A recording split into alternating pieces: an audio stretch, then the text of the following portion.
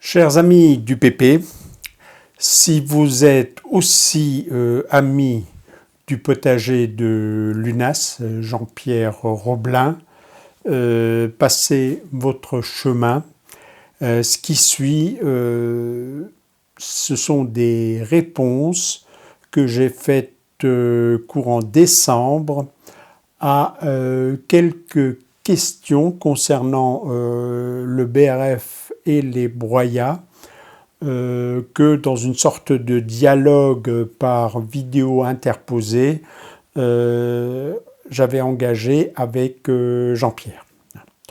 Il voulait avoir mon avis et m'a donc posé une dizaine de questions sur ces questions de broyat et de BRF. Ceux qui le connaissent savent qu'il fait un usage important de broyat, qui est un peu la base de son potager, comme le foin est un peu la base du mien.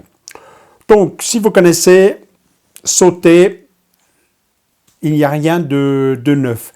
Il m'a semblé que pour les autres, parce que si certains d'entre vous regardent les deux chaînes, je pense aussi qu'il y en a parmi vous qui ne regardent pas la chaîne du potager de Lunas et qui par conséquent peuvent être intéressés par ce qui suit. Alors cette première vidéo met un peu le cadre, c'est-à-dire qu'est-ce que le BRF, qu'est-ce qu'un broyat, et dans une sorte d'entourloupe, ce que j'ai appelé ma réponse à la question que Jean-Pierre ne m'avait pas posée, je traite aussi la question, le mythe, devrais-je dire, de l'usage des résineux, des aiguilles de résineux, aiguilles de pin, comme paillage.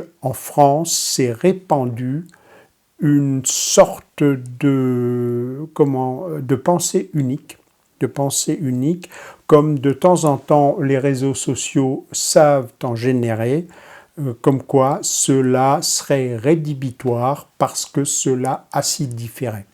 C'est exactement la même chose d'ailleurs pour les pots d'agrumes, qu'il s'agisse de compostage ou qu'il s'agisse, comme dans mon cas, de couverture de surface. Ce n'est pas le sujet, mais juste puisque j'aborde toutes nos pots d'agrumes, que ce soit citron, orange, mandarine, etc., finissent en surface de notre potager, comme les épluchures ou d'autres biomasses organisées. Donc voilà cette réponse. J'ai déjà pour Jean-Pierre incrusté 2-3 précisions. Je vais encore en incruster une ou deux à des moments bien précis pour que vraiment les doubles points soient sur les i. Allez, c'est parti.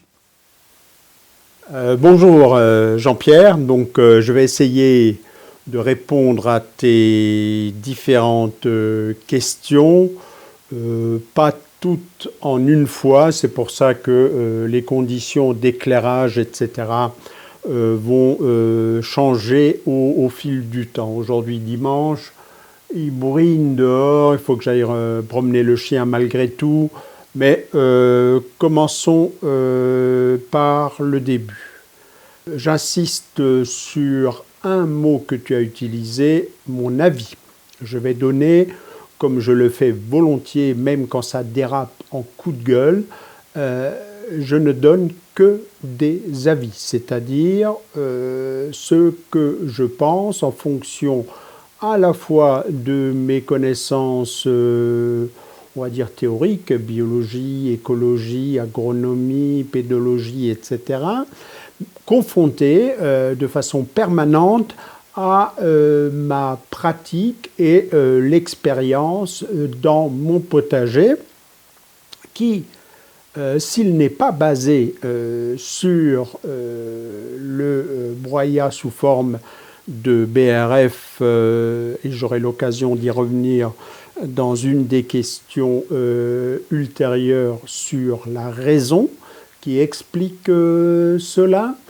Donc si ce n'est pas basé entièrement sur du broyat ou du BRF, il y en a quand même. Il y en a en partie dans certaines circonstances qui ont un fondement agronomique sur lequel je vais revenir. Mais commençons par le début, et tu fais bien de poser cette question. Les jardiniers sont des gens incroyables. Incroyables. Ils prennent un mot valise dont ils ne connaissent pas tout à fait le contenu, et à partir de là, c'est parti dans les querelles de chapelle pour s'étriper. Ceci ne marche pas ou ceci marche. Comme si le vivant, c'était une question de blanc ou de noir.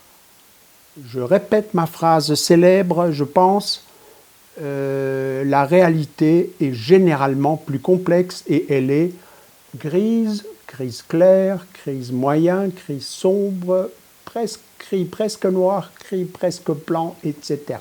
Voilà la réalité. Et donc, le premier conseil et la première chose que j'ai à dire, quand vous êtes dans du c'est blanc ou c'est noir, vous avez forcément tort. La réalité est plus complexe. Et pour alimenter ces disputes, qui pour moi sont des formes de masturbation de l'esprit, d'absence de visibilité, d'absence de recul, y compris sur soi-même, il faut des mots valises. Quelque chose dont personne n'est capable de cerner correctement de quoi il s'agit, mais on s'étripe. Tu as tort, j'ai raison, tu as tort. Exemple, le broyat. Qu'est-ce que le broyat, qu'est-ce que le BRF, me poses-tu comme question? Le BRF, c'est clairement défini par nos amis canadiens, qui ont un usage exquis du français, donc qui utilisent des mots dans une acception que nous, on ne connaît plus. Raméal, bois raméal fragmenté.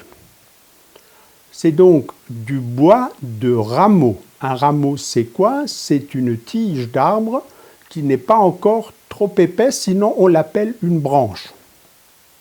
Ça, c'est clair, c'est net. Alors, on trouvera dans la littérature des disputes. Est-ce que les rameaux s'arrêtent à 5 cm, à 7, à 4 Cela dépend des espèces. Où est la subtilité du rameau?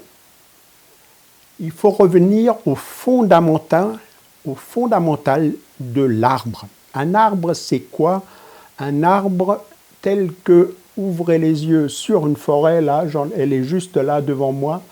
Un arbre, c'est un tronc pour l'essentiel constitué à l'intérieur de cellules mortes qui ont accumulé des fibres, une fibre d'une substance très particulière qui est un polyphénol, c'est-à-dire des molécules de phénol accrochées les unes les autres, exactement comme nous on fait un plastique avec du polyéthylène ou du polypropylène, et tous les plastiques sont des polys parce que ce sont des petites molécules qu'on accroche les unes aux autres et on crée des liaisons entre elles. Ben, l'arbre sait faire ça depuis, Joker, je ne me souviens plus, la lignine a été inventée relativement tôt, avant le Carbonifère, donc c'est un machin qui a 300 millions d'années au bas mot. Les arbres savent faire d'une part des phénols. Le phénol est une molécule assez dure à fabriquer, assez difficile à fabriquer, beaucoup plus compliquée que le glucose, beaucoup plus difficile de synthèse que le glucose. Et les arbres savent les attacher, ce qui leur a donné un avantage considérable, et donc d'occuper une bonne partie de l'espace mondial avant que l'homme ne les saccage, en passant au-dessus des autres plantes et en leur piquant la lumière. Donc un arbre est un poteau de cellules mortes, un arbre vivant. Ton fruitier, ton pommier au fond de ton verger, il est pour l'essentiel des cellules mortes. En dehors de ces fibres qui font qu'il résiste aux tempêtes, normalement, il y a des déchets que l'arbre fout là-dedans, des tanins et des choses comme ça. Certains arbres mettent d'autres saloperies, les résineux, des résines, là c'est pas vraiment une saloperie, mais et certains pour se défendre des produits parfois toxiques, terpéniques, des terpènes et des molécules comme ça qui sentent bon, certaines essences d'arbres sentent bon, etc. Donc voilà, et autour de ce squelette mort, il y a une couche de vie, de bois vivant. En foresterie, le bois mort est le bois qu'on récupère, qu'on extrait en tant que bois d'œuvre parce qu'il est plus costaud, mieux protégé. On en fait les meubles, il a parfois des belles cernes, etc. Donc c'est ce qu'on appelle le duramen. Et sur le pourtour, il y a un bois qui se décompose très très vite, très fragile, fait de cellules vivantes qui s'appelle l'aubier. Ça, allez dans une forêt, regardez un endroit où ça se voit de façon très spectaculaire sur les chênes et vous avez une couche extérieure qui, dans les mois qui suivent la coupe, est envahie de champignons et vous avez l'intérieur du chêne qui, des années après, est encore intact. Même chose pour un piquet de chêne que vous plantez dans votre clôture. Il y a une partie extérieure qui très vite est bouffée, rongée par les champignons et il y a la partie intérieure riche en tanins qui résiste longtemps. Pourquoi cette longue intro? C'est pour vous expliquer ce qu'est le BRF. Si vous allez au bout de la branche, sur un rameau, vous n'avez que ce bois dit aubier, que ce bois vivant, parce que le durcissement se fait par l'intérieur et l'arbre rajoute chaque année une couche. Et il ne commence à faire du bois dur, du duramen, à l'intérieur qu'au bout d'un certain nombre d'années. Et donc, tant que la branche n'est pas plus épaisse que 4, 5, 7 cm, ça dépend des espèces, on a du bois vivant. Quand ça dépasse la branche, on a un mélange de bois vivant autour, 2-3 cm de bois vivant, sur un squelette fait de bois mort. Et quand vous arrivez au tronc, vous avez beaucoup de bois mort et une fine couche de bois vivant aubier autour. Alors, ceux qui ne sont pas encore familiers de ma façon de faire des vidéos vont être surpris par cette coupure, mais il est dans mes habitudes, quand je monte, de m'énerver contre moi-même. Quel con, parce que là, j'ai oublié de dire quelque chose de très important. Ce bois vivant, donc, comme je vais l'expliquer par la suite, va stocker des substances extrêmement utiles à l'arbre, mais ce bois vivant est également indemne de tanins. Revenez en arrière sur la coupe du tronc qu'on a vu. Ce bois extérieur vivant dit aubier est clair parce qu'il n'est pas encore, les cellules n'ont pas encore été bourrées, notamment de tanins et sur d'autres espèces de produits terpéniques, donc de substances qui ont des vertus souvent fongicides ou anti-activité biologique, etc. C'est leur but. C'est leur but.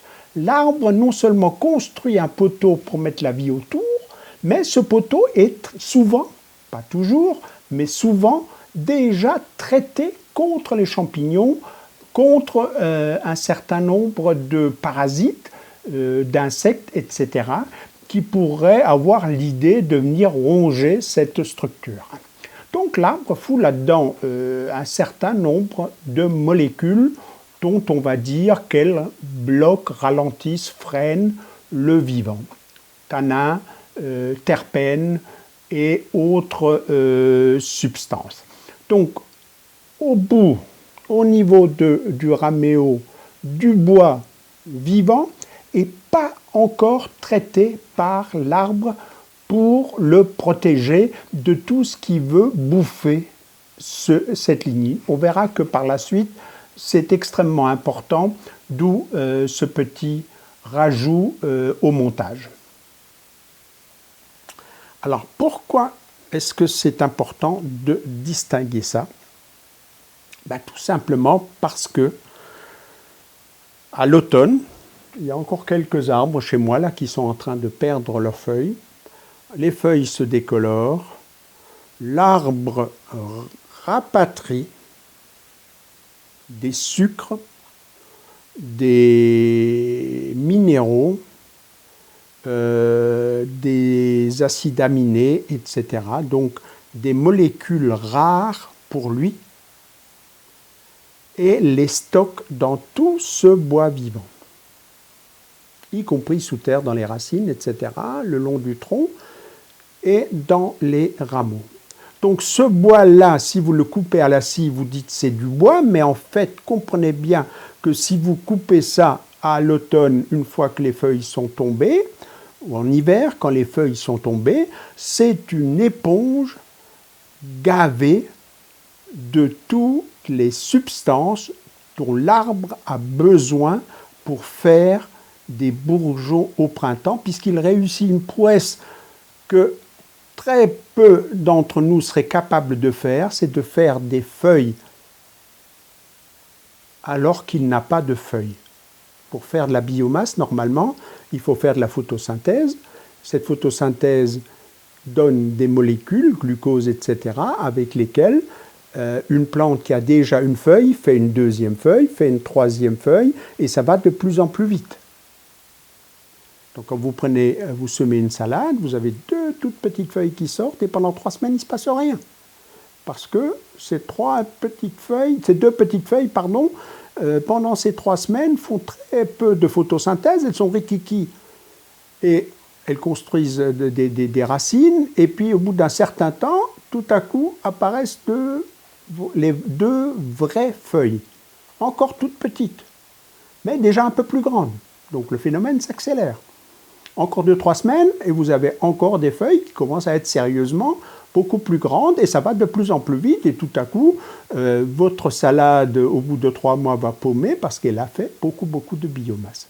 Alors là, je vais quand même en profiter pour rajouter un élément presque philosophique. On comprend très souvent, très mal le vivant. On reste un peu comme noyé dans notre esprit par ces histoires un peu moyenâgeuses de génération spontanée, les miasmes. On n'a toujours pas compris ou pas intériorisé, je dirais, le fait que le vivant est une construction énergétique à partir du soleil, à partir de la lumière. Et donc, dans ce que je viens de raconter là, vous voyez bien qu'au départ, il y a toujours une mise en réserve d'un tout petit peu de biomasse, donc sucre souvent, mais aussi autres molécules, l'huile, protéines, acides aminés, etc. Dans le cas des annuels ou des bisannuels, donc la plupart de nos légumes, on est sur des cycles très rapides. Je pars d'une graine, il y a là-dedans un tout petit peu de réserve. Parfois, sur une graine de laitue, c'est à peine 1 milligramme. Sur d'autres graines, des haricots, c'est évidemment beaucoup plus important, c'est quelques grammes.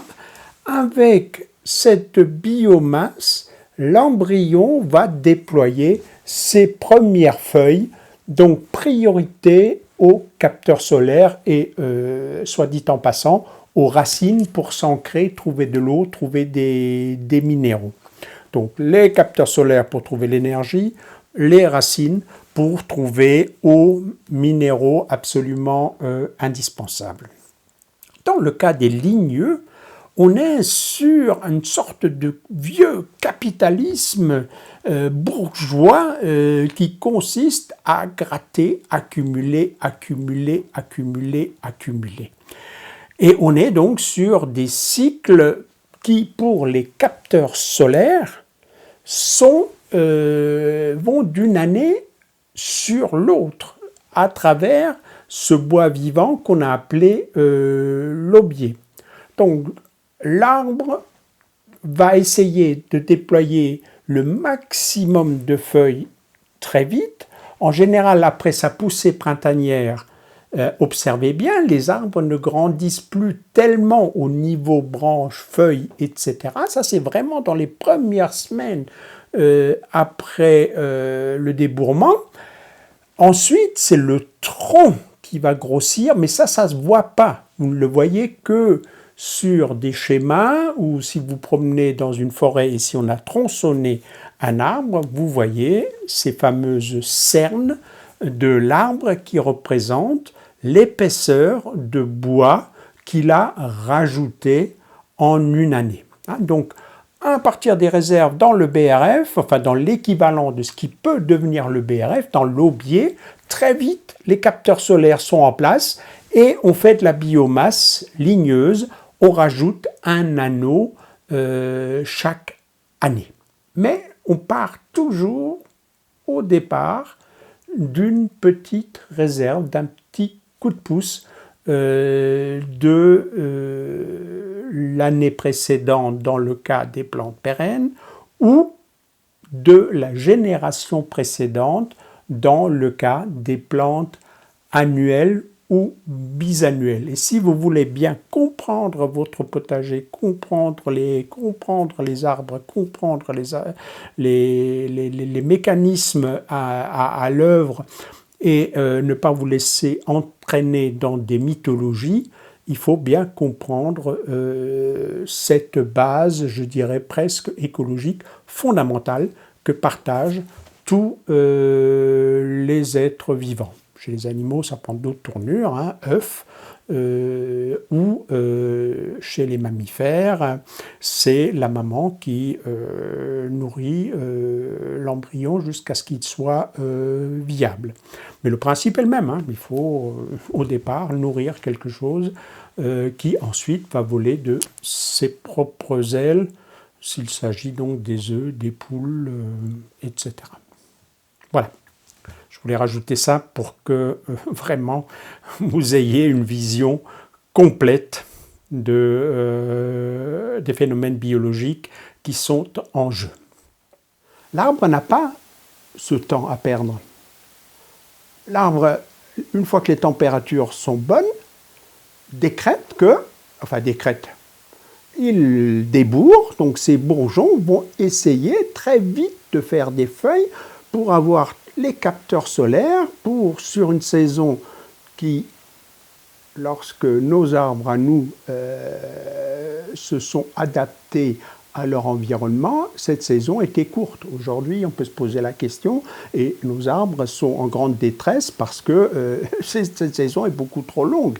Ils sont perdus et cette année, certains pommiers ont refleuri, il y a eu des repousses de feuilles, enfin il y a eu des tas de choses totalement anormales. Je parle là en temps normal d'avant le changement climatique. Cet arbre était capable en l'espace de 15 jours de se couvrir de haut en bas de feuilles. Si tu as du temps à perdre, Jean-Pierre, cueille toutes les feuilles d'un de tes fruitiers et empile-les en dessous, tu verras que tu as une couche comme ça de biomasse fraîche qui s'est formée en 15 jours. Pour faire autant de salades, tu peux te tourner comme tu veux, tu peux pisser dessus, tu peux faire tout ce que tu veux, tu peux mettre de l'ammonitrate, tu peux chauffer, tu fais tout ce que tu veux, il te faudra 3 mois. Il n'y a pas de mystère, il y a une organisation logique du vivant. L'arbre a anticipé et à l'automne, il a mis de côté les réserves utiles qui lui permettent de fabriquer ses feuilles, non pas à partir de la photosynthèse de l'année, mais à partir de la photosynthèse de l'année d'avant. Il avait des stocks. Et avec les feuilles qu'il fait très vite, il fait des nouveaux stocks qu'il mettra à l'automne dans ce bois, une nouvelle couche de bois qu'il met autour, avec lesquelles il fera les feuilles de l'année d'après. Donc il faut bien comprendre que l'arbre est décalé, et c'est ça tout l'intérêt du BRF.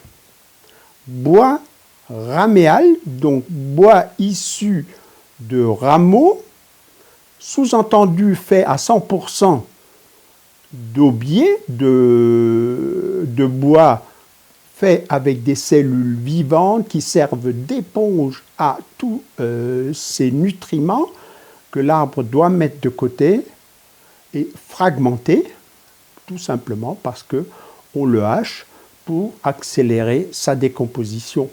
Voilà ce qu'est le BRF, et tu comprends tout de suite en filigrane pourquoi c'est extrêmement intéressant, parce que si toi, tu saccages la réserve de l'arbre, donc tu lui coupes ses rameaux, tu les broies et tu les mets dans ton potager, tu comprends très bien que dans ce bois qui n'est plus du bois, c'est du bois Canada Dry, c'est du bois imbibé de tas de substances nutritives, tu as de quoi produire. L'arbre avait de quoi, l'arbre avait de quoi produire toute une tapée de feuilles, et donc il est tout à fait logique que ton système qui s'appelle le potager a là de quoi récupérer des nutriments pour produire des salades comme ça. Ça, c'est simple une fois que tu as compris comment fonctionne un arbre.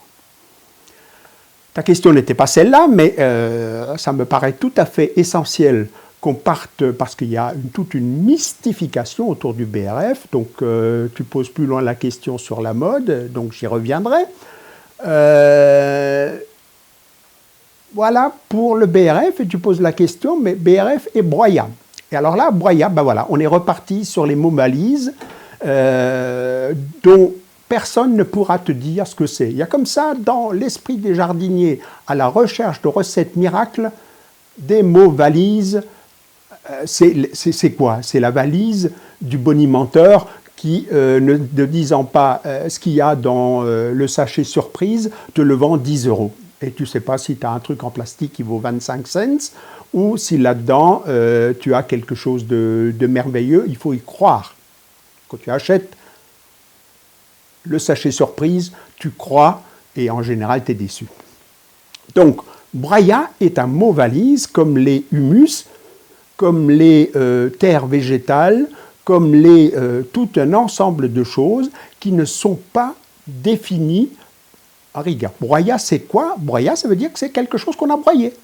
Point barre. Est-ce que tu sais ce qu'on a broyé? Ben, ça dépend où tu vas le chercher. Et ça dépend de l'honnêteté de la personne qui te le donne ou qui le vend. Broyats sont souvent un dérivé de déchets verts de plateformes de compostage ou de plateformes plus exactement de recyclage de nos déchets. Et donc ça dépend ce que les gens ont balancé. Ils ont balancé des tuyas, tu as des tuyas broyés. Dominante tuyas, c'est jamais une unique chose. Ils ont balancé un autre à tailler du photinia, tu as des branches de photinia, l'autre a taillé ses fruitiers, balancé branches de fruitiers, et tout ça est broyé. Alors selon la saison déjà, et bien sûr selon l'endroit où tu te trouves, vous n'avez pas tu es en Dordogne, vous n'avez pas en Dordogne les mêmes haies que moi ici. Et si on va plus loin dans le Midi ou en Espagne au sud du Portugal, il y aura des espèces différentes et par conséquent, la composition du broyat, c'est ce qu'on a mis dedans. Toi, tu achètes du broyat. Prendre un exemple simple. Je t'envoie dans un magasin et je te dis, achète-moi un véhicule. Toi, tu es naïf, tu connais rien. Tu es un martien débarqué. Tu peux entrer chez Mercedes et tu as très cher, une bagnole très chère. Tu rentres en face chez Mercedes véhicule industriel et là, ils te vendent un camion. Ils disent, mais bien sûr, monsieur, j'ai là un excellent véhicule de chantier, le modèle Intel qui vaut tant et tant. Et tu vas chez Smart, ils te font un petit truc. Tu vas chez Renault, tu as ou la Twingo, ou la Safran, ou ceci, ou cela. Enfin, tu as compris. Tu achètes un véhicule. Alors, si tu attendais une camionnette et que le mec que tu as envoyé te ramène une Twingo, tu vas être déçu. Si au contraire, tu habites en ville et tu voulais une Twingo pour pouvoir te garer et l'autre, il vient avec un 12 tonnes de chantier, tu vas être déçu. Alors, ainsi raconté, évidemment, c'est caricatural parce que, justement, dans le cas où je t'envoie acheter un véhicule, tu vois la différence entre une Twingo, entre une Smart et entre un camion ou entre un autobus. Malheureusement, dans le broyat, tu as une espèce de mélange dans lequel tu peux encore au toucher déterminer si c'est plutôt ligneux, plus des branches, plutôt du côté copeaux, sciure, ou plutôt du côté en saison, tonte de gazon et autres déchets verts plus mous. Donc tu peux qualifier un tout petit peu, mais tu passes quand même, sauf à faire des analyses que font certains professionnels, certains professionnels qui utilisent des grandes quantités de broyat entre guillemets, le font analyser pour savoir quel va être son comportement, de même qu'on va analyser systématiquement les bouts de stations d'épuration avant de les épandre, avant qu'on va analyser les résidus des stations de méthanisation avant de les épandre pour savoir où on en est et qu'est-ce qu'on apporte. Malheureusement, aucun, ou à ma connaissance, quasiment aucun jardinier amateur ne fait ça et à ma connaissance, je n'en ai pas acheté, mais on a rarement un certificat d'analyse dans la déchetterie à côté de soi. D'où cette énorme hétérogénéité dans les broyats, dans leur composition, et d'où des disputes à n'en pas finir, parce que tout simplement, on n'a pas la même chose. Mais non, je ne peux pas transporter ma terre avec ma Twingo, dit l'un. Et bien sûr, je ne peux pas me garer en ville avec mon camion 12 tonnes, dit l'autre. Et ils ont raison tous les deux, parce qu'ils parlent de leur véhicule. Voilà. Et ils n'ont pas le bon au bon endroit. Important donc de distinguer ça. Au passage, je rajoute le fait que donc, le BRF est un broyat, mais tous les broyats ne sont pas du BRF. J'espère que c'était clair dans ce qui a précédé. Et donc, les propriétés du BRF sont relativement étroites tant qu'il s'agit de vrais BRF, parce que peut se glisser là-dedans un sacré piège qui est que ressemble à du BRF ce qui s'appelle de la plaquette forestière, c'est-à-dire des troncs d'arbres, donc du duramen, des troncs tordus, etc., qu'on va broyer pour les mettre dans des chaufferies industrielles. De l'extérieur, tu n'y verras pratiquement que du feu. De l'intérieur, ce n'est plus du tout la même chose, bois mort bourré de tanins, etc., truffé de terpènes et ainsi de suite, à des compositions lentes avec un C sur N, on va y venir, très faible. Et d'un autre côté, du vrai BRF, donc tout ce qui va apporter les nutriments dont ton système a besoin. Donc il est très très important d'être clair sur ces termes, sinon bagarre garantie autour de bêtises. Mais non, ton véhicule ne marche pas, mais si mon véhicule marche, mais non, il est petit ton véhicule, mais non, il est trop gros ton véhicule, mais non, on ne peut pas rentrer un frigo dans ton véhicule, et ainsi de suite, et je ne parle pas de l'autobus, quand arrivent 50 personnes et que toi, tu as commandé une Twingo, mais non, 50 personnes ne rentrent pas dans ton véhicule. Ben oui, c'est une Twingo. Donc, broyat n'a aucune définition, n'a aucune norme, si ce n'est qu'on a broyé des végétaux à dominante ligneuse.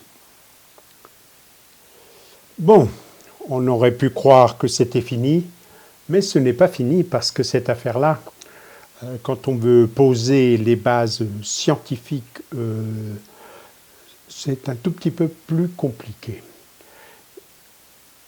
Je n'ai pas insisté sur un fait, c'est que même si le BRF, je parle là de vrais BRF, de rameaux dans lesquels l'arbre a mis ses réserves, etc., même le vrai BRF reste un matériau relativement pauvre en éléments nutritifs utiles aux plantes, qu'on réduit généralement à NPK, mais il y en a bien d'autres, oligo-éléments, etc.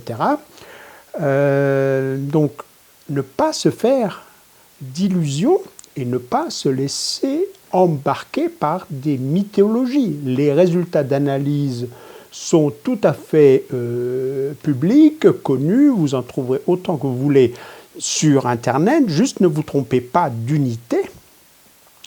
J'ai noté, parce que ma mémoire avec l'âge est de plus en plus poreuse, un peu comme du bois de résineux. On va parler de résineux dans un instant. L'azote, les teneurs en azote des BRF sont de l'ordre de 0,4 à 0,7%. Allez, 0,5. Donc 5 kg en gros pour une tonne. Le phosphore, c'est plus faible, 0,1 à 0,3. J'ai mis les fourchettes extrêmes des analyses que j'ai trouvées. Et donc, allez, en gros, 0,2%. Le potassium, K, 0,2 à 0,3%. On est donc là, bien évidemment, très très loin des engrais, sur lesquels même des engrais pauvres, on va dire, on a des 6, 8, 10%. Et je ne parle pas de l'ammonitrate, qui est une bombe avec 33,5% d'azote. Donc on passe là de quelque chose qui est extrêmement concentré à un matériau relativement pauvre. Bien entendu, les quantités qu'on met ne sont pas les mêmes. Il viendrait à l'idée de personnes de mettre 100 tonnes d'ammonitrate par hectare. Une couche comme ça. C'est totalement fou. Cela dit, donc restituez bien ce discours sur les BRF dans les matériaux organiques dont on peut disposer. Le foin est en gros 3 fois plus riche à la tonne que l'on met. Le compost, un compost correctement fabriqué, donc mélange de matière verte, de matière brune, etc., bien travaillé, une partie de l'énergie s'en va, du carbone s'en va, les autres éléments se concentrent. Un compost également à peu près, ordre de grandeur toujours, 3 fois plus riche. Fumier, suivant son état de décomposition, 3-4 fois plus riche s'il est décomposé. Même les pailles, qui passent, de mon point de vue, de paresseux, utilisant du foin pour un matériau plutôt pauvre, la paille est en gros 1,5 fois plus riche que le BRF.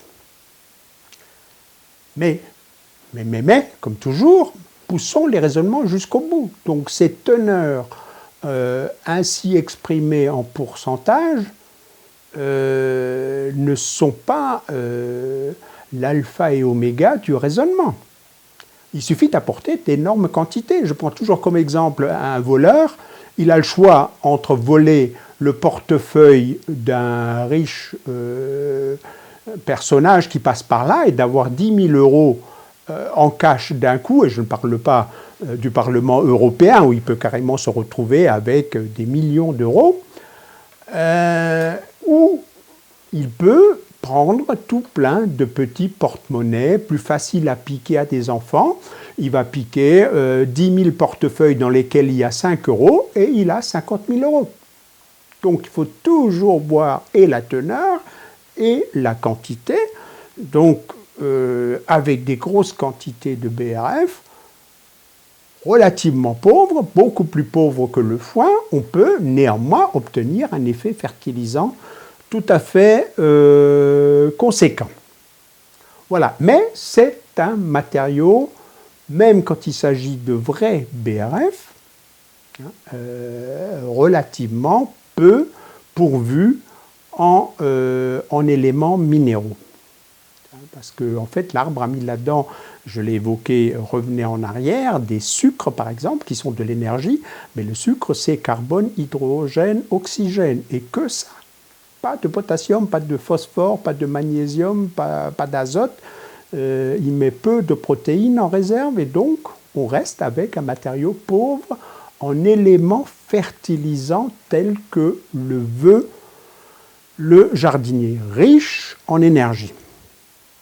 Riche en énergie. Voilà donc un premier point à compléter, et puis je viens de l'évoquer, j'ai complètement passé sous silence l'épineux problème des résineux. Épineux, résineux, vous avez vu le jeu de mots, enfin j'insiste parce qu'il n'est pas évident, donc je mets le point dessus. Épineux problème des résineux, non pas tous, une grande majorité de sites internet que j'ai pour habitude d'appeler à la con, vous diront qu'il ne faut pas... Pourquoi la con? Tout simplement parce que c'est basé sur rien. C'est des sites qui popularisent des croyances. Quelqu'un a un jour écrit une grosse bêtise, ils sont 10 000 à répéter, ils sont persuadés d'avoir raison, cela reste une grosse connerie, dixit Coluche. Hop, j'ai mis un coup de pied dans la caméra. Donc, résineux dont tout le monde vous dira attention, acidification sans avoir vérifié, en citant un tel qui a cité un tel, qui a cité un tel, qui a cité un tel, et on ne sait plus quel est le con qui a écrit la connerie au départ. Les résineux n'ont rien de dramatique, mais ils ne répondent pas à la petite histoire que je vous ai racontée des feuillus. Feuilles, mettre des réserves de côté dans l'aubier pour faire des feuilles la saison suivante, etc. Les résineux gardent, sauf le mélèze, gardent leurs aiguilles qu'ils renouvellent en permanence. Donc il n'y a pas ce rythme saisonnier, je stocke en année N pour faire des feuilles en année N+1. Néanmoins, c'est de la lignine, de la cellulose, des hémicelluloses, donc c'est un bois un peu plus léger, un peu plus primitif, parce que les résineux sont des ancêtres des arbres, alors que les feuillus sont une évolution beaucoup plus récente et ont donc un bois beaucoup plus complexe, y compris les arbres fruitiers, mais pas seulement. Les résineux ne font pas de fleurs, ça tout le monde a pu le constater, ils font des cônes. Ils ne font pas de fruits, comme les arbres, la plupart des feuillus. Voilà, alors on va se pencher sur ce cas des résineux et on va se payer le luxe de détruire un mythe. Au chiotte les mythes, voilà. C'est parti, dans un instant, je prépare 3 ou 4 graphiques que je vais vous commenter. Bon, Jean-Pierre, tu as comme moi un peu des cheveux gris, donc tu es d'une époque glorieuse où un certain Georges Marchais répliquait à un certain Jean-Pierre El-Kabash. Donc, je vais te faire le coup de Georges Marchais. Rappelle-toi cette réplique. Je vais répondre à une question que vous ne m'avez pas posée. Et donc, je vais quand même profiter de ton questionnement pour évoquer ce sujet qui pique, celui du broyat et du BRF de résineux. On parle plutôt de broyat parce que, tu l'as compris, les résineux n'ont pas ce système de cycle de stockage d'une année sur l'autre, donc on utilise plutôt le terme générique broyat. Et on va se pencher sur un premier tableau qui est le résultat d'essais faits par la ville de Paris pour qui un certain nombre de résineux, leurs broyats sont des déchets, y compris les collectes de sapins de Noël après Noël. Ça va bientôt être de circonstance. Et donc la ville de Paris a fait des essais à partir de 2004 jusqu'en 2016. Donc je pense qu'ils ont répété. C'est pas clairement dit dans le document, mais en filigrane, on peut le deviner. Et surtout, chose intéressante, ils ont mis en balance deux témoins, l'un étant un sol nu qui n'a reçu aucune couverture, aucune sorte de paillage, et l'autre étant un sol couvert avec des tondes de gazon, qui est un autre déchet énormément généré par les services espaces verts des villes. Donc ils ne sont pas non plus des broyats, donc des tondes de gazon avec un C sur N, on en parlera, donc très bas, donc relativement riche en azote, donc une matière fermentescible, un mauvais couvert parce que fugace, etc. Et donc on a des comparaisons de ces données. Les pH, donc regardez le schéma, à droite vous avez en orange le témoin sol nu, ensuite vous avez du broyat de déchets verts, donc le déchet vert tout venant, le conteneur de déchets verts d'une déchetterie avec tout ce que les gens jettent là-dedans composté. Vous avez ensuite le témoin gazon, ensuite le broyat frais, donc tel que ça sort une fois que ça a été broyé de cette déchetterie, et enfin des broyats de sapin de Noël, donc qui comportent déjà une part plus importante, le tronc, plus les branches, plus les aiguilles qui restent sur les sapins. Il ne reste en général pas beaucoup quand on les balance. Et qu'est-ce que l'on constate? On constate qu'il y a une légère baisse de pH par rapport au broyat de sapin ou au broyat frais comparé au témoin, qu'au contraire, le broyat composté augmente légèrement le pH, mais dans tous les cas, les variations de pH sont extrêmement contenues. Regardez l'échelle à gauche, c'est au 10e d'unité de pH près. Et donc on est là dans des variations extrêmement faibles par rapport aux variations naturelles d'un pH. Dans un même sol, dans ton potager, au même endroit, tu fais des analyses maintenant. Tu feras des analyses de pH au sortir de l'hiver, après le lessivage par les pluies, etc. Tu feras des analyses une fois que la végétation s'est bien installée au printemps. Tu en feras au début de l'été, tu en fais en plein milieu de l'été, en août, en plein cagnard, et tu en fais à l'automne, et tu verras que tu as des variations de pH tout à fait naturelles, liées à tout ce qui se passe dans le sol, tout ce qui se transforme, les molécules, etc., l'activité biologique, et ainsi de suite. Oxydation, ça respire, ça... très souvent de 0,2 à 0,3 unités de pH.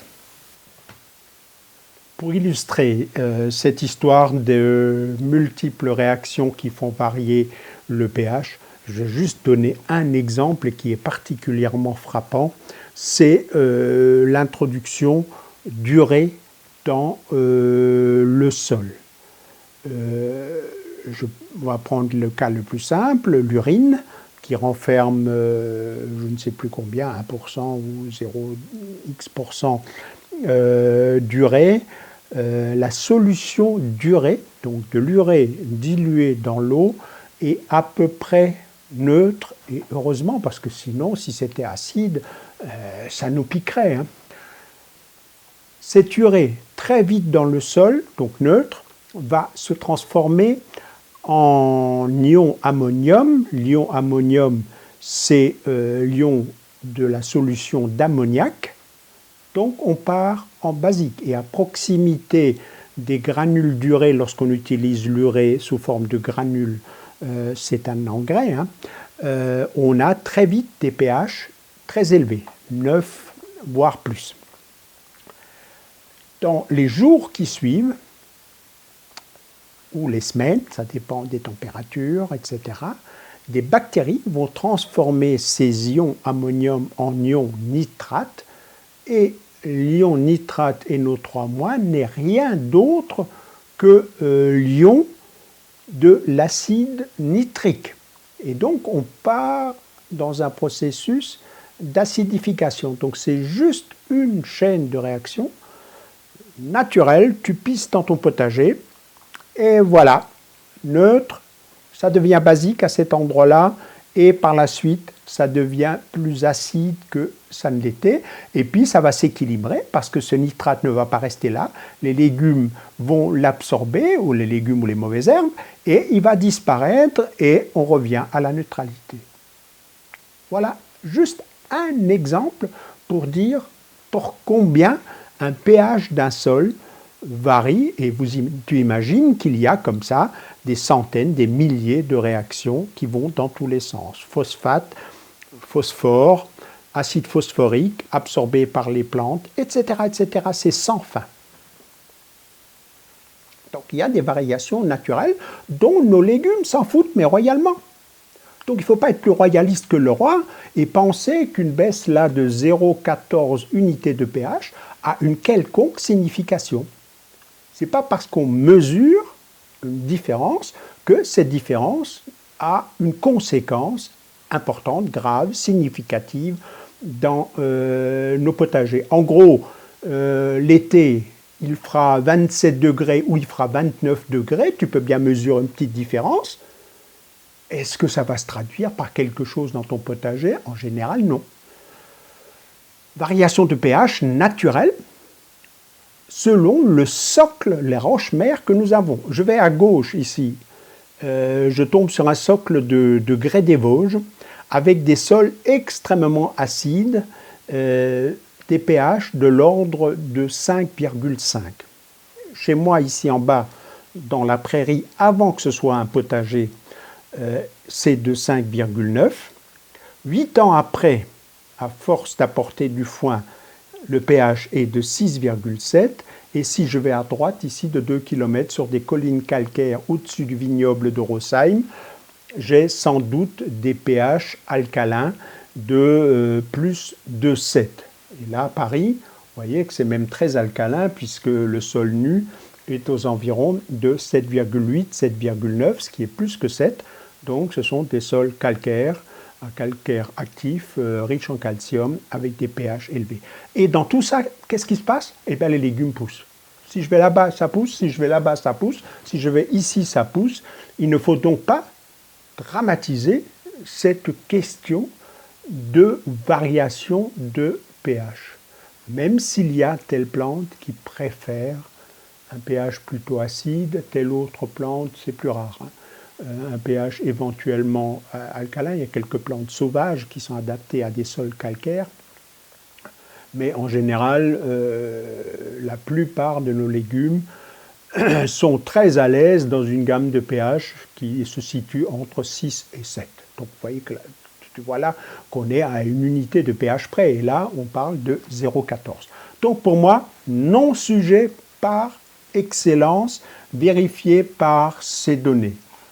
Un deuxième graphique confirment cela. Ce sont des essais d'un centre de recherche dans l'Oklahoma aux États-Unis, avec là encore différents broyats menés sur 2 ans. Donc ils ont mesuré le pH en première année, puis en deuxième année. Et chose intéressante, là encore, un témoin non paillé, donc sol nu. Et qu'est-ce qu'on constate? Que sur un sol nu, le pH est passé de 6,45 à 6,3. Il a varié de 0,15 entre l'année 1 et l'année 2. Qu'est-ce qui s'est passé? Voilà, les variations naturelles de pH. Et ensuite, qu'est-ce qu'on constate? Que les sols couverts, que ce soit de cyprès, de pin, d'écorce de pin, de cèdre, etc., ont à très peu de choses près le même pH en première année et en deuxième année. Toujours plus bas en deuxième année, non pas en conséquence de l'effet du traitement. Ça, c'est le témoin qui nous le dit. Dans le témoin, sol nu, le pH a baissé en deuxième année pour des raisons X ou Y que je ne connais pas. La culture, qu'est-ce qui a été mis en place, etc., etc. Fertilisation, d'autres pratiques, je n'en sais rien. Mais en tout cas, on retrouve exactement le même effet sur les sols couverts de broyat. Et là, tu vois tout de suite l'importance du témoin. Si tu n'as pas le témoin, tu regardes par exemple la colonne pain. Tu dis, ah oui, j'ai mis du pain et le pH est passé de 6,45 à 6,25. Catastrophe. Et tu fais un buzz sur Internet avec une monstrueuse connerie. Avec une monstrueuse connerie juste parce que tu n'avais pas de témoin. Le témoin me montre que de façon naturelle, entre cette première année et cette deuxième année, le pH a baissé. Il a aussi baissé là où le sol était couvert de pin ou d'écorce de pin ou de cèdre ou de cyprès. Il n'y a que les feuillus où le pH a monté. Donc l'effet sur ce pH, et là on est en pH acide, on est en dessous de 7, légèrement acide, 6,3 c'est presque normal, c'est presque un pH optimum. 6,5, 6,6, 6,7 ce sont des pH optimum. Donc le broyat de feuillus a remonté le pH vers la normale. Donc de ce point de vue-là, on pourra dire avec raison que le broyat de feuillus a eu un effet bénéfique sur le pH. C'est ce que j'ai constaté chez moi avec le foin. Remontée assez importante, vérifiée par des analyses de sol de mon pH de 5,9 à 6,7 en l'espace de 7-8 ans de traitement de foin sans rien d'autre, sans chaulage, sans apport d'engrais, sans rien d'autre. Voilà donc sur cette question de pH et de ces fameux résineux qui acidifient le sol. Je maintiens, connerie, superbe connerie, répétée 10 000 fois parce que quelqu'un un jour a écrit « Attention, les résineux ou conifères acidifient le sol ». C'est vrai pour les arbres. L'arbre, qui d'ailleurs les résineux préfèrent les sols acides, c'est pas pour rien qu'on a des cultures de résineux dans les Landes sur des sols sableux à tendance acide, c'est pas pour rien que les Landes du nord de l'Allemagne, etc., sont couvertes de résineux, le bouleau aussi. Et donc oui, la plante, l'arbre qui pousse a tendance à acidifier le sol en coopération avec des champignons qui font ça, etc. Non, les matières organiques, les branches, les aiguilles de ces résineux mis sur le sol n'acidifient pas ou acidifient de façon tout à fait mineure par rapport aux variations naturelles du pH. Donc, moi, je n'ai pas de résineux, mais si j'en avais, je ne me gênerais, mais alors en rien. En rien. Il faut de temps en temps remettre en cause et remettre à leur place les penseurs croyants qui ne vérifient pas ce qu'ils disent et qui répètent minablement ce que d'autres ont écrit. Alors tu vas faire une recherche sur YouTube, sur Internet, et tu vas taper 20% de résineux ou 50% de résineux, parce que ces deux chiffres-là, tu les trouveras, et tu trouveras 100 sites qui vont t'expliquer qu'il ne faut pas mettre plus de 50% de résineux dans un broyat, et d'autres plus avec la même certitude, donc on voit déjà que c'est con, 20% de résineux. Et bien si demain tu m'amènes un semi-remorque de 30 tonnes de broyat de résineux, je le mets sans hésiter sur mon potager. Comme j'ai mis sans hésiter des aiguilles de pin qu'on m'avait données, que quelqu'un voulait foutre à la poubelle, un fan voulait les mettre à la poubelle. Quand j'ai visité son potager, je lui ai dit non, mets-les dans ma voiture. Et j'ai fait un essai dans mon potager avec 20 cm d'aiguilles de pin.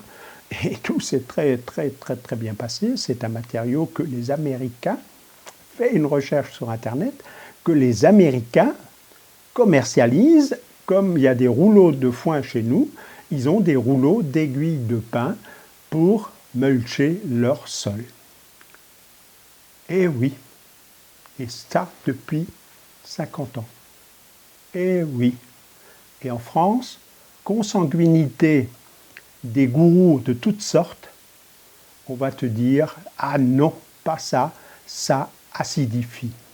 J'espère avoir au moins éclairci cet aspect en faisant mon Georges Marchais et en répondant à une question que tu ne m'as pas posée. Mais je poursuivrai puisque du coup j'ai fait des recherches et je vous donnerai quelques éléments autres sur la vie biologique, le rapport C sur N, etc., etc. Allez, petite pause et on revient avec d'autres données. Même les meilleures choses ayant une fin, je vais terminer avec le commentaire de quelques tableaux liés à ces essais que j'ai évoqués, faits donc avec des broyats de résineux, de divers résineux, par ce centre de recherche de l'Oklahoma aux États-Unis. Et donc, ils ont analysé l'évolution de la matière organique. Et là, c'est très clair. Hein. En haut, vous avez le témoin nu, donc un sol sur lequel on n'apporte rien, qui a un taux de matière organique relativement respectable de presque 6%, donc on peut supposer 5,5%, ce qu'il est supposé que c'était un sol de jardin maraîcher potager. Les prairies sont plutôt de l'ordre de 4-5% et les champs cultivés sont naturellement plutôt de l'ordre de 1,5-2,5%.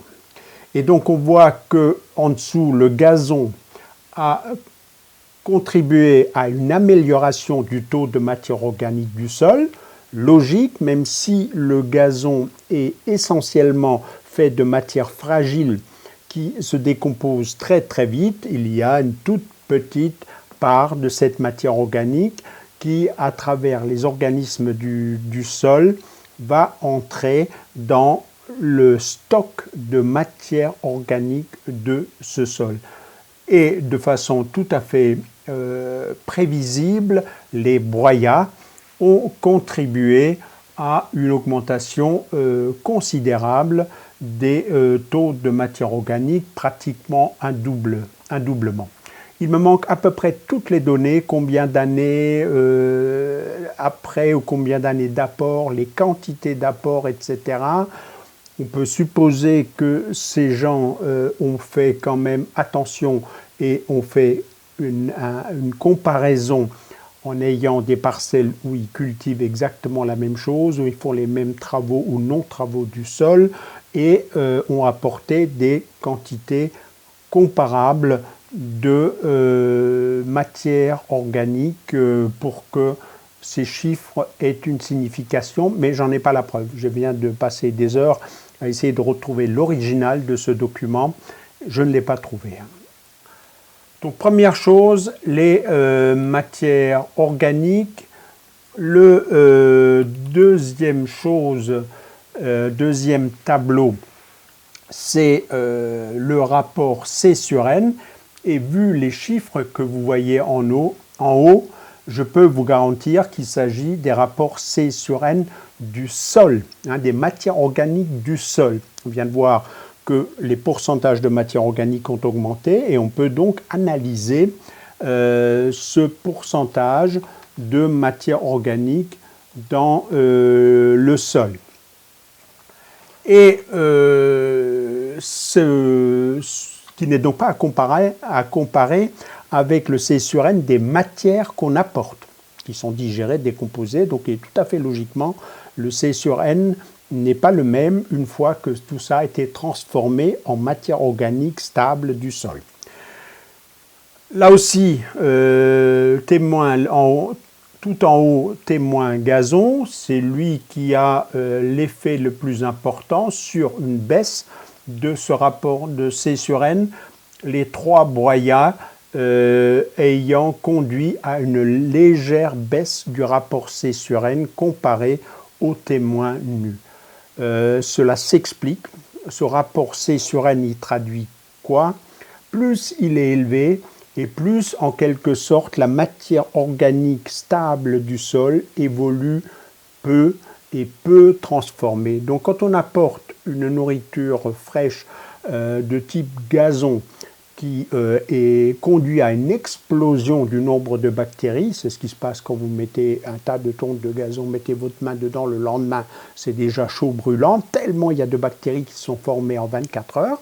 Donc, on a là une stimulation considérable de l'activité biologique, activité bactérienne cette fois-ci surtout, et qui conduit donc à un abaissement du rapport C sur N qui tend vers un rapport de 10 qui est un indicateur qui vous dit que tout se passe bien dans le sol.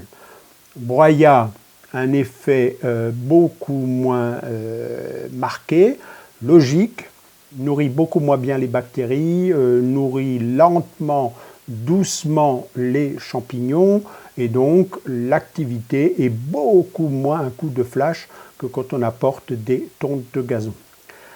Mais dans les deux cas, il y a activation. Sans doute, je fais le pari sans avoir évidemment de preuves, mais sans doute l'effet du gazon est très éphémère.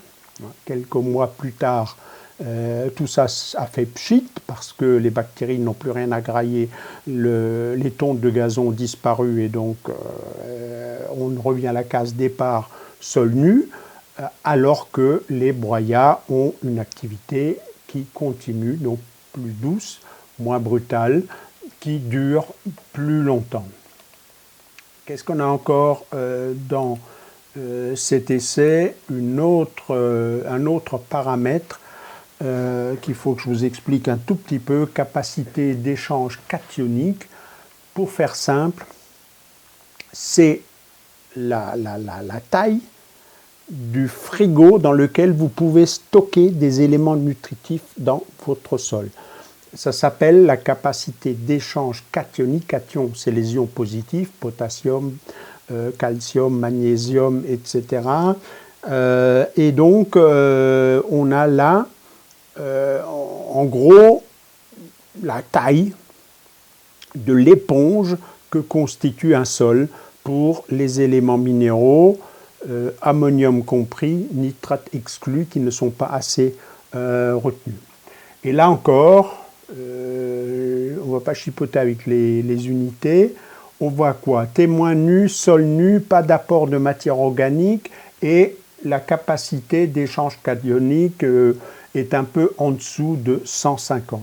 Dès qu'on fait des apports, y compris le gazon, qui va conduire à une légère augmentation de matière organique et a fortiori avec des broyats qui vont conduire à une augmentation beaucoup plus importante des matières organiques du sol, et de ces matières organiques stables, celles que l'on voit dans le sol, celles qui donnent ces coloris brun, marron, ocre à un sol qui sinon, sans ces matières stables, est beaucoup plus clair, et ben on voit que la capacité d'échange cationique augmente de façon considérable. Logique, tout à fait logique et évident et prévisible. Les matières organiques et notamment les substances ligneuses vont conduire à la production de substances dites humiques ou de composés humiques qui, avec l'argile, font partie des deux principaux colloïdes du sol. On appelle colloïdes ces substances qui sont tellement fines qu'elles produisent un effet d'adsorption avec un D, à ne pas confondre avec l'absorption avec un B. Quand une bactérie, par exemple, mange quelque chose, on parle d'absorption. Quand une substance va se coller à la surface de quelque chose, on parle d'adsorption. Donc, de façon tout à fait naturelle, prévisible, on a là une augmentation considérable de la capacité d'adsorption. Ce phénomène-là est extrêmement important dans les sols sableux qui ont une capacité d'échange cationique, donc une capacité de retenir les nutriments du sol extrêmement faible. Ça passe comme dans une passoire. Les grains de sable sont des grains de quartz qui n'ont aucun effet adsorbant en surface et donc tout passe à travers. Donc un sol sableux est naturellement extrêmement pauvre et si vous n'installez pas un frigo à travers, alors soit si vous êtes partisan des travaux de titan en apportant des argiles, soit en apportant tout simplement des matières organiques avec les effets que vous voyez, pas tout à fait un doublement, mais 2/3 de capacité d'échange en plus avec un broyat frais comparé au témoin. Et qu'est-ce qu'on a encore? Et donc de façon tout à fait logique, quand on compare au niveau de certains éléments nutritifs, là le potassium, on voit qu'on a une augmentation de 6%, donc triplement, quadruplement de la teneur en sol en potassium, donc mesuré ici en pour 1000. C'est tout à fait considérable. Donc c'est à la fois la conséquence de l'apport. Je vous avais dit c'est un matériau pauvre, mais quand on en apporte beaucoup, et là on manque cruellement de la donnée, je pense qu'ils ont apporté l'équivalent de centaines, peut-être 200, 300, 400 tonnes par hectare. Donc sinon, ils n'obtiendraient pas cet effet-là. Donc là, on voit que à la fois l'apport de potassium par ce broyat est tout à fait spectaculaire. Et comme on a augmenté la capacité du frigo pour le stocker, et ben, ce potassium est retenu dans le sol. Le gazon, lui, a un effet inverse sur lequel on pourrait spéculer, pas très net, mais une petite diminution du taux de potassium, sans doute lié au fait qu'on a là une activité biologique qui mobilise une partie de ce potassium et lié au fait que le gazon lui-même en apporte moins. On peut penser aussi que les quantités n'étaient pas les mêmes. Et alors si on va regarder du côté du phosphore, donc, du côté du phosphore, là on constate à l'inverse une diminution des teneurs du sol. À mon avis, sous toute réserve, l'explication serait liée donc au fait que l'activité biologique que génèrent ces apports va mobiliser une partie du phosphore du sol qu'on ne retrouve donc pas dans les analyses qui suivent.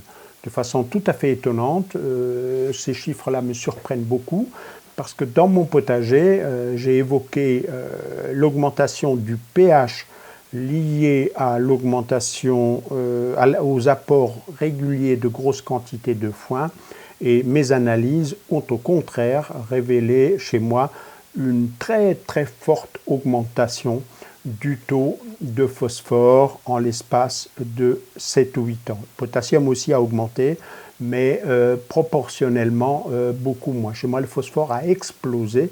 Il a été au-delà des maximums des analyses. Donc, c'était presque, si on lisait des chiffres, presque inquiétant. Voilà donc ces quelques petits compléments pour poser un peu la base de cette histoire BRF, broyat de résineux. Hop, hop, hop. C'est pas fini, j'ai failli oublier des données obtenues par un essai très simple fait par un organisme du Midi qui s'appelle le GESPER, GESPER, et qui a fait donc un petit essai très simple avec des légumes, 3 parcelles d'une douzaine de mètres carrés, 2 paillages pardon, et un sol témoin légèrement couvert de paille, disent-ils, pour ne pas le laisser nu. Parcelle 1, un paillage courant fait de feuillus divers. Dans la parcelle 2, un paillage de résineux, notamment de pin. Dans les 2 cas, environ 5 cm, ce qui est plutôt donc un paillage, une pratique courante, mais qui pour moi est plutôt un paillage modeste. J'utilise des quantités de matière organique plus importantes. 3 espèces, courge, chou, tomate, bien indiqué dans le Midi, et observation de 3 critères: le développement des végétaux, donc en gros la croissance végétative, les besoins en eau avec une sonde qui permet de mesurer l'humidité du sol, et le développement des adventices. Et alors qu'est-ce que ça donne? C'est relativement simple. Pour les tomates, alors on constate au sens statistique pas de différence significative, mais quand même, à titre anecdotique, la cueillette la plus importante de tomates a été obtenue sous le paillage de résineux, enfin dans un sol couvert d'œufs. Les tomates étaient au-dessus, comprenez-moi bien. Donc des tomates cultivées sous paillage de résineux, 500 grammes. 440 sous le paillage ordinaire, donc fait d'un mélange de feuillus, et 440 grammes sous paille. Les courges, là encore, pas de différence significative au sens statistique, mais les courges de la parcelle couverte de résineux pesaient 1600 grammes et celles du témoin 1300 grammes. Donc encore plutôt favorable, en tout cas aucun effet catastrophique. Loin de là de ce couvert de résineux. Et les choux ont poussé de manière comparable. Il y a une photo avec les tas d'adventices ramassés d'un côté et de l'autre, avec évidemment le tas de la parcelle témoin qui paraît un peu plus important. Là aussi, j'ai cherché le document plus précis que cette fiche de vulgarisation et malheureusement, je ne l'ai pas trouvé. Donc voilà, vous faites votre religion, moi je vous balance des faits par des gens qui, je pense, ont essayé de faire un travail honnête en essayant toujours de comparer avec un témoin à l'appui, parce que sinon on raconte des conneries.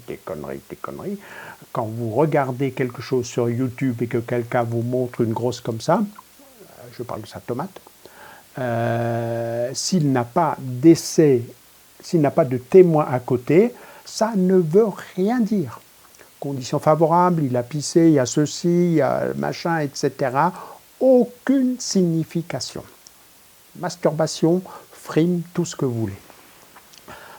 S'il y a un témoin, donc toute chose égale par ailleurs, la même variété cultivée dans tel sol avec tel traitement et à côté dans un sol nu, par exemple, si on veut comparer des couverts, là oui.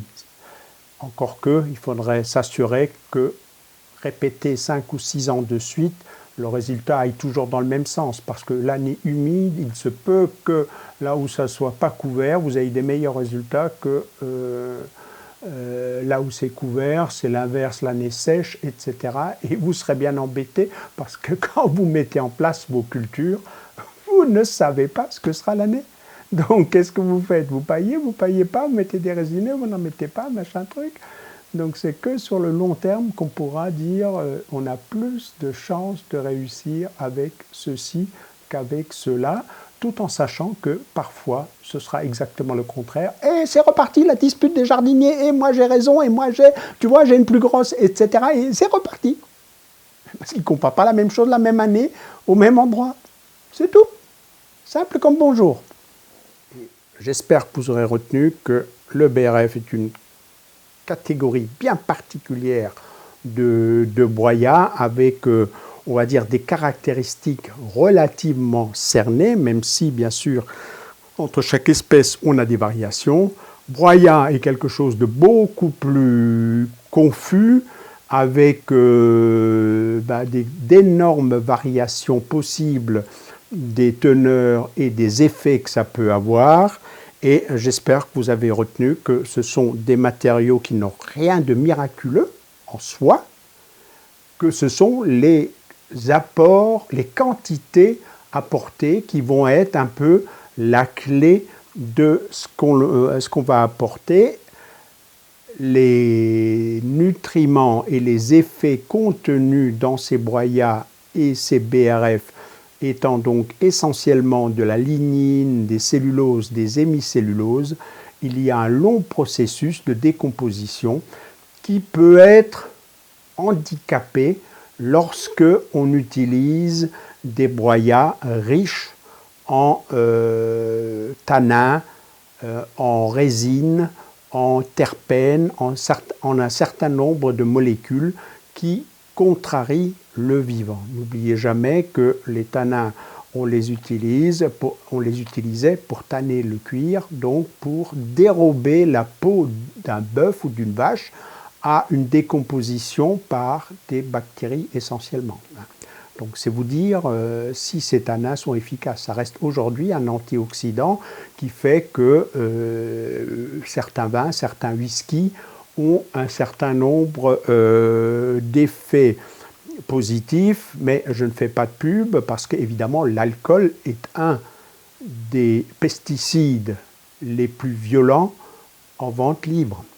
Donc n'abusez jamais d'alcool. C'est au moins aussi toxique que la plupart des pesticides qui sont en vente libre. 40 000 morts par an. Donc le glyphosate, on n'a jamais identifié clairement un mort du glyphosate, même chez des agriculteurs qui ont voulu se suicider en buvant un fond de bidon. Voilà. Alors, la première question était très longue, les suivantes, je vous rassure. Je te rassure, Jean-Pierre, je vais aller très vite parce que presque tout est dit.